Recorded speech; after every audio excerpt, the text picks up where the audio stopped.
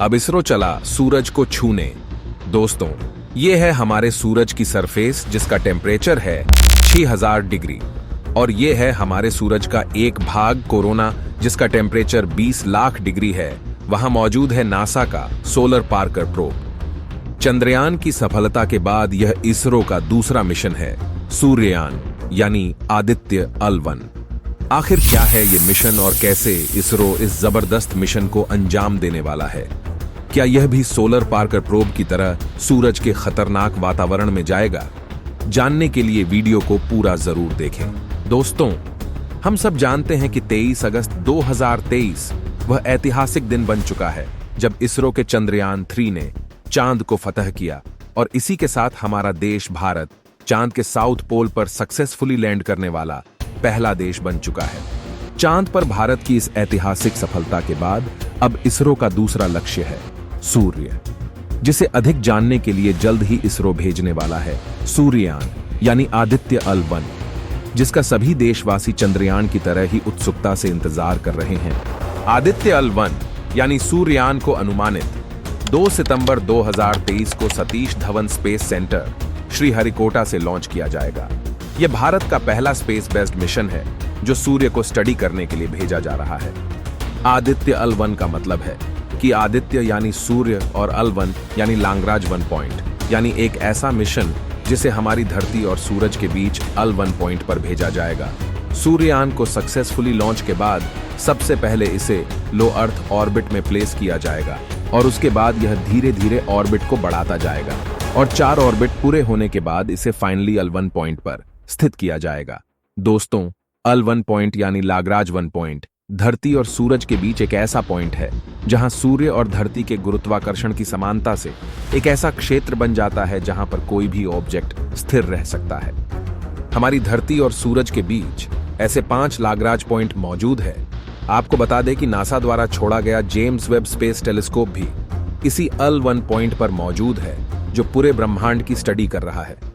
यह पॉइंट पृथ्वी से 15 लाख किलोमीटर की दूरी पर मौजूद है। यहां तक पहुंचने में सूर्ययान को 109 दिन का समय लगेगा।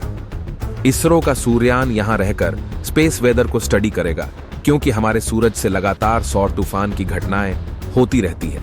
अगर कोई एस्ट्रोनॉट इस सौर तूफान की चपेट में आ जाए तो उसकी मौत भी हो सकती है।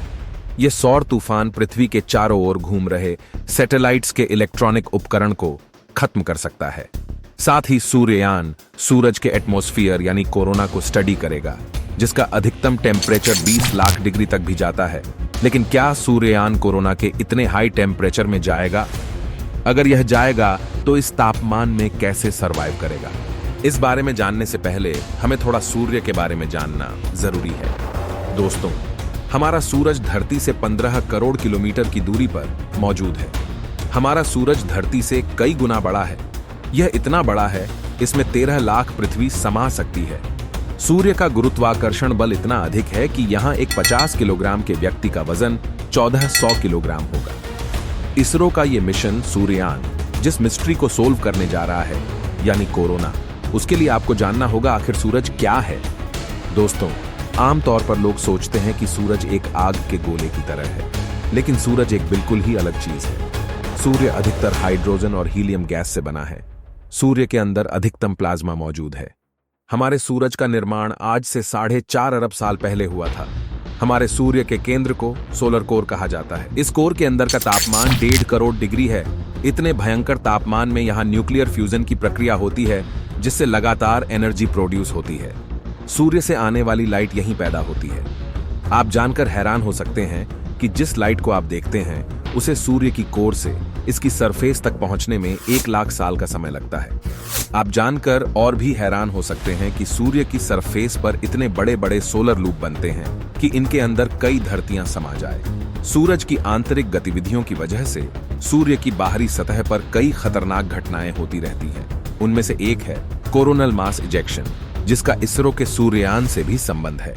सूर्य की काफी हाई मैग्नेटिक फील्ड की वजह से एक ऐसी घटना होती है जिसे कोरोनल मास इजेक्शन कहा जाता है, जिसे लेकर वैज्ञानिक काफी चिंतित है।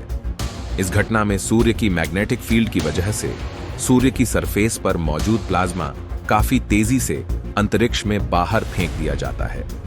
सूर्य से आने वाला सौर तूफान भी इसी वजह से आता है। ऐसे में इस सौर तूफान में मौजूद प्लाज्मा के अंदर हाई एनर्जी चार्ज पार्टिकल्स होते हैं जो धरती के सैटेलाइट को नष्ट कर सकते हैं, स्पेस स्टेशन में काम कर रहे एस्ट्रोनॉट्स की जान के लिए खतरा बन सकते हैं और ऐसे कई खतरे पैदा हो सकते हैं। लेकिन अगर कोई स्पेस मिशन लगातार स्पेस वेदर को मॉनिटर करे तो हम सूर्य से आने वाले खतरे को पहले से भांप सकते हैं और बचाव के उपाय कर सकते हैं। इसी वजह से इसरो धरती पर आ रहे इन खतरों से बचाने के लिए भेज रहा है सूर्ययान, जो कि L1 पॉइंट पर स्थित होकर हमें लगातार सौर तूफान की जानकारी दे सकता है। इसके अलावा यह एक और चीज करेगा, वो कोरोना की स्टडी, यानी सूर्य के ऐसे भाग जिसका टेम्परेचर 20 लाख डिग्री है। असल में हमारे सूर्य की सरफेस का टेम्परेचर 6000 डिग्री है, लेकिन सूर्य की सबसे आउटर मोस्ट लेयर का नाम है कोरोना, जिसका अधिकतम तापमान 20 लाख डिग्री भी चला जाता है। सूरज का यह बाहरी भाग कोरोना सूरज का एटमॉस्फेयर है। जब सूर्य ग्रहण होता है तब सूरज के चारों ओर जो भाग दिखाई देता है वही कोरोना है। यह एक बहुत बड़ा रहस्य है कि आखिर किसी भी वस्तु का बाहरी तापमान उसके आंतरिक तापमान से अधिक कैसे हो सकता है। यहां आप भी जानकर चौंक गए होंगे कि आखिर सूरज की सतह 6000 डिग्री है और उसका वातावरण कोरोना लाखों डिग्री में क्यों है। यह ऐसा ही है जैसे कोई समोसा बाहर से गर्म है लेकिन अंदर बर्फ से भी ठंडा है। वैज्ञानिक इसी मिस्ट्री को लेकर काफी हैरान है। नासा का सोलर पार्कर प्रोब भी सूर्य के इसी भाग कोरोना में रहकर इसकी जांच कर रहा है और वहीं सूर्ययान का लक्ष्य भी कोरोना की जांच करना है। लेकिन क्या नासा के सोलर पार्कर प्रोब की तरह यह भी कोरोना के अंदर जाएगा? क्या हमारा सूर्ययान भी 20 लाख डिग्री के वातावरण में जाने के लिए सक्षम है? तो दोस्तों, आदित्य L1 कोरोना की मिस्ट्री को जरूर सुलझाएगा, लेकिन स्मार्ट तरीके से। यह सूर्य को दूर से छुएगा। हमारा सूर्ययान L1 पॉइंट पर ही स्थित होकर लगातार कोरोना को स्टडी करेगा। इसके लिए यह इतने अधिकतम तापमान में नहीं जाएगा, क्योंकि इसरो ने फिलहाल से आदित्य L1 को इसके लिए डिजाइन नहीं किया है। हालांकि इसरो ऐसा स्पेस मिशन डिजाइन करने के लिए कैपेबल है, लेकिन सूर्ययान एक ऐसा मिशन है जिसमें एक नहीं बल्कि मल्टीपल ऑब्जेक्टिव है जिनके ऊपर यह काम करेगा। नासा का सोलर पार्कर प्रोब फिलहाल सूर्य के इतने अधिक तापमान में मौजूद है जो कोरोना की मिस्ट्री को सोल्व करने में लगा है। इसरो के आदित्य L1 और सोलर पार्कर प्रोब दोनों के डेटा को स्टडी करके वैज्ञानिक इस रहस्य को सुलझाएंगे। लेकिन दोस्तों, आपको क्या लगता है, क्या इसरो भी सूर्य के करीब स्पेस मिशन भेजने में सक्षम है? और क्या चंद्रयान की तरह इसरो अपने इस मिशन में सफल हो पाएगा? क्या हम चांद की तरह सूर्य को भी फतह कर पाएंगे? कमेंट में हमें जरूर बताएं। हम मिलते हैं आपसे किसी अगले वीडियो में। तब तक के लिए ब्रह्मांड में घूमते रहिए।